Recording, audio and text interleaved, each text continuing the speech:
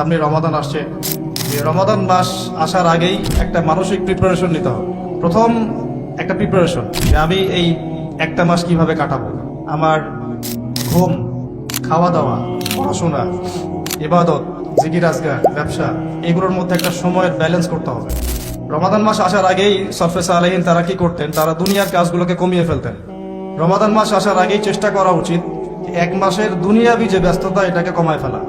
এর জন্য যদি সম্ভব হয় বড় বড় বাজারগুলো আগে করে ফেলা উচিত, যাতে এক মাস আপনাকে দুনিয়াবি কাজের জন্য খুব বেশি ব্যস্ত হতে না হয়। রমাদান নষ্ট করে দেয় আমাদের দুনিয়াবি ব্যস্ততা, আর লাইলাতুল কদর নষ্ট করে দেয় মহিলারা। কিভাবে? শেষ দশকে বেশি বেশি ইবাদত করার কথা, শেষ দশকে আপনি দেখবেন মার্কেট ভর্তি মহিলা দিয়ে। তো এর জন্য আমরাও দায়ী, কারণ আমরা তাদের হাতে আমাদের উপার্জনগুলো তুলে দেই এবং শেষ দশকে তারা যা ইচ্ছা তাই করে মার্কেটে গিয়ে। তো এই জন্য রমাদান নিয়ে আমার যতগুলো চিন্তা বা লেকচার আছে এর মধ্যে এটা একটা নতুন একটা বিষয় আমার মাথায় আসছে আলহামদুলিল্লাহ, যে রমাদান আসার আগেই দুনিয়াবি যত ব্যস্ততা এগুলো কমায় ফেলা উচিত। এমনকি ঈদের যে বাজারঘাট, আমরা যে সদাইপাতি বাজারঘাট করি ঈদের, এইটাও যদি সামর্থ্য থাকে তাহলে এখনই করে ফেলা উচিত, যাতে আপনি আমি রমজান মাসে ফারেক থাকি শুধু আল্লাহর ইবাদতের জন্য। আর রমাদান মাস যে ব্যক্তি পেয়েছে কিন্তু গোনাহ মাফ করাতে পারতেছে না, তার চেয়ে হতভাগা আর কেউ নেই। প্রথম একটা প্রিপারেশন, মানসিক প্রিপারেশন, যে এই রমাদানে আমি সর্বোচ্চ সময়টা আল্লাহকে দিব। এই রমাদানে যেন আমার এক ওয়াক্ত নামাজও না ছুটে যায়। এরপরে আমি চেষ্টা করব রমাদান মাসে জামাতে নামাজ পড়ার জন্য, যেটা আমরা অনেকে অনেক সময় করি না বা করতে পারি না। আল্লাহ পাক আমাদেরকে করার তৌফিক দান করে। পাখি যেমন সন্ধ্যাবেলা বাসায় ফেরে, ঠিক এইভাবে রমাদান মাসে আমরা আল্লাহর কাছে ফিরবো ইনশাআল্লাহ। মানে সকালবেলা পাখি বের হয়, সারাদিন কাজকর্ম করে, সন্ধ্যাবেলায় কোথায় ফেরে, এই দৃশ্য আমরা সবাই দেখি। তো রমাদান মাস আসে, বছরে আমরা বিভিন্ন দিকে চলে গেছি। কেউ নামাজ আগে পড়তেন, এখন বেনামাজি হয়ে গেছে। কেউ রমজানে ভালো ছিলেন গত রমজানে, এখন আবার আস্তে আস্তে ইমানের হালত কমে গেছে, আমল কমে গেছে। রমাদান মাসটা আসে যাতে আমরা ওই পাখিদের মতো আবার আল্লাহর কাছে ফিরে আসি। তো এই এক বছর আমরা এদিক ওদিকে চলে গেছি, তো রমাদান মাস এসেছে আল্লাহর কাছে ফিরে আসার সময়। আল্লাহ পাক আমাদেরকে রমাদান মাসটাকে সর্বোচ্চভাবে কাজে লাগানোর তৌফিক দান করে দেন। দ্বিতীয় কথা হচ্ছে, রমাদান মাসের উদ্দেশ্য হচ্ছে তাকওয়া অর্জন করা। আপনারা যদি সূরা বাকারা পড়েন, প্রথম আয়াতটাই লেখা আছে কুতিবা আলাইকুমুস সিয়াম কামা কুতিবা আলাল লাযিনা মিন ক্বাবলিকুম লাআল্লাকুম তাত্তাকুন। লাআল্লাকুম তাত্তাকুন মানে রমাদানের সওমটা তোমাদের উপর ফরজ করা হয়েছে, ঠিক পূর্ববর্তী উম্মতের উপরেও ফরজ করা হয়েছিল, তোমাদের উপর নতুন নয়, যাতে করে তোমরা তাকওয়া অর্জন করতে পারো বা তাকওয়া অবলম্বন করতে পারো। তো এটার ব্যাখ্যা এর আগের লেকচারগুলোতে আমি বলেছি। এমনিতে রোজা রেখে আমরা কিন্তু কিছু খাই না, পান করি না। চুপ করে খেতে পারি, খাই না। চুপ করে পানি পান করতে পারি, করি না। করি না কেন? কারণ আমি ফিল করি বা আমরা উপলব্ধি করি যে আল্লাহ পাক আমাকে দেখছেন, কেউ না দেখলেও আল্লাহ আমাকে। এই উপলব্ধিটাই হচ্ছে আপনার আল্লাহ কনসিয়াসনেস বা তাকওয়ার একটা মানদণ্ড। যেটা আমরা হালাল ছেড়ে দিচ্ছি, খাবার হালাল ছিল ছেড়ে দিলাম, পানীয় হালাল ছিল ছেড়ে দিলাম, স্ত্রী সহবাস হালাল ছিল ছেড়ে দিলাম, শুধু আল্লাহর সন্তুষ্টির জন্য, রেজামন্দির জন্য, যে আল্লাহ পাক আমাকে দেখছেন, এটা করা যাবে না। কারণ আমি এখন সায়েম, রোজা আছে। এই যে চেতনাটা, এই চেতনাটা যদি আমাদের জীবনের অন্যান্য ক্ষেত্রগুলোতেও বাস্তবায়ন করা যায়, তাহলেই লাআল্লাকুম তাত্তাকুন এর হক আদায় হবে। ঠিক ওই চেতনা লাগবে আমার শিক্ষাক্ষেত্রে। এমন কোন শিক্ষা আমি অর্জন করতে পারবো না যেটা আল্লাহর বিরোধী, রাসূলের বিরোধী। কোন শরীফ থেকে শরীফা চলবে না এখানে। কথা বলতে পারছে কি? লাআল্লাকুম তাত্তাকুন এর একটু ব্যাখ্যা বুঝি। কেন খাই না কেন? আল্লাহ দেখছেন। কেন পানি পান করি না? এটা ফিল করি তো। কেন স্ত্রী সহবাস করলাম না? আল্লাহ না করেছেন, রোজা ভেঙে যাবে। তিনটা হালাল ছিল না হারাম? হালালই ছেড়ে দিলাম।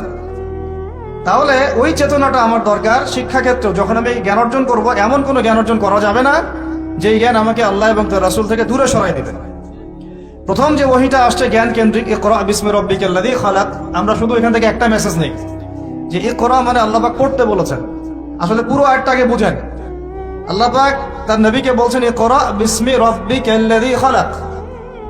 ইকরা আপনি পড়ুন, বিসমি নামে, রব্বিকা আপনার রবের, আল্লাযী খালাকাকা, নাকি আল্লাযী খালাকা, যিনি সৃষ্টি করেছেন। ইকরা বিসমি রাব্বিকাল্লাযী খালাক, পড়ুন আপনার সেই রবের নামে যিনি আপনাকে, আবার বলেন, পড়ুন আপনার সেই রবের নামে যিনি আপনাকে। তাহলে যেই জ্ঞান আমাদেরকে আল্লাহর দিকে নিয়ে যায়, স্রষ্টার দিকে নিয়ে যায়, সৃষ্টিকর্তার দিকে নিয়ে যায়, সেটাই হচ্ছে জ্ঞান, ওটাই হলো শিক্ষা। আর যে জ্ঞান আমাকে আল্লাহ থেকে দূরে সরায়, আমাকে এইটা শিখায় যে আমি বাইরে ছেলে ভিতরে মেয়ে মেয়ে লাগে, তাহলে এইগুলো জ্ঞান নয়, এগুলোকে বলা হয় জাহেলিয়া। কি বলা হয়? যেই জ্ঞান আমাকে সুদ খেতে শেখায়, এটা জ্ঞান না।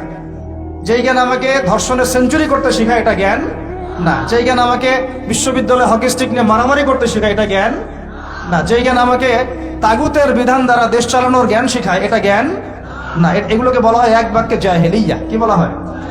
এটাই ছিল আবু জাহেলের যুগের সুন্নত। আবু জাহেলের যুগে এগুলোই চলতো। আবু জাহেলের যুগ মানে হচ্ছে ওই আইয়ামে জাহেলিয়া। আপনারা গালি দেন অনেকেই, এটা বর্বর জাহেলি যুগ ছিল। কিন্তু কেন আমরা জাহেলি যুগ বলি? কারণ ওই যুগেও শিরকের ছড়াছড়ি ছিল, যেটা এই যুগে আছে। ওই যুগেও সুদভিত্তিক অর্থনীতি ছিল, যেটা এখনকার যুগের সুন্নত, ফরজ। সুন্নত তো না, ফরজ। এখনকার যুগের ফরজ সুদভিত্তিক অর্থনীতি, এখনকার অর্থনীতির ফরজ।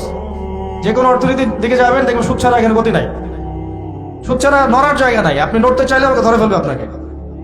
এটা সেই যুগ যে সুদ থেকে আপনি বাঁচতে চাবেন, আপনার গায়েও সুদের ছিটা ফোটা গিয়ে লাগবে। আপনি যদি বাঁচতেও চান, আপনার গায়ে গিয়ে লাগবে এগুলো। ওই আইয়ামে জাহিলিয়াত মানে মাদক আর মাদক, ঠিক এই যুগের মতোই। আইয়ামে জাহিলিয়াত মানে মেয়েদের মানহানি, অবমাননা, জেনা, ব্যভিচার, পরকিয়া, ধর্ষণ, অশ্লীলতা, বেহায়াপনা, বেপরদামি। এই যুগের এগুলো, এই যুগে নাই? আগের চেয়ে বেশি না কম? আইয়ামে জাহিলিয়াত মানে গোত্রীয় হানাহানি, দ্বন্দ্ব, মারামারি, কাটাকাটি। এখনকার নাই যুগে? তো মূল কথা হচ্ছে এই জাহেলিয়াত, যেগুলো যারা আমাদেরকে জাহেলিয়াত শিক্ষা দেয়, এটাকে আমরা জ্ঞানের সংজ্ঞায় সংজ্ঞায়িত করতে পারি না। তো ইকরা বিসমি রাব্বিকাল্লাযী খালাক এর অন্যতম একটা অর্থ এটাও যে জ্ঞান সেটাই যা আমাকে আমার রবের দিকে নিয়ে যাবে। সেটা জ্ঞান নয় যেটা আমাকে রব থেকে দূরে সরায় দেয়। তাহলে আমরা শিক্ষাক্ষেত্রে যখন থাকবো, সেই জ্ঞান অর্জন করব যেই জ্ঞান আমাকে আল্লাহ এবং তার রাসূলের দিকে নিয়ে যাবে। যেই জ্ঞানটাই আমাকে আল্লাহ এবং তার রাসূল থেকে দূরে সরাবে, এটার নাম জ্ঞান না, এটার নাম কি? জাহেলিয়াত, মূর্খতা। এখন এখানে অনেক কথা, সব কথা মাহফিলে বলা যায় না, লম্বা করা যায় না। মূল কথাটা কি দেখেন, আমরা স্কুল পড়েছি, কলেজ পড়েছি, বিশ্ববিদ্যালয় পড়েছি, মাদ্রাসাও পড়ছি, এখন আমরা তালেবে ইলম।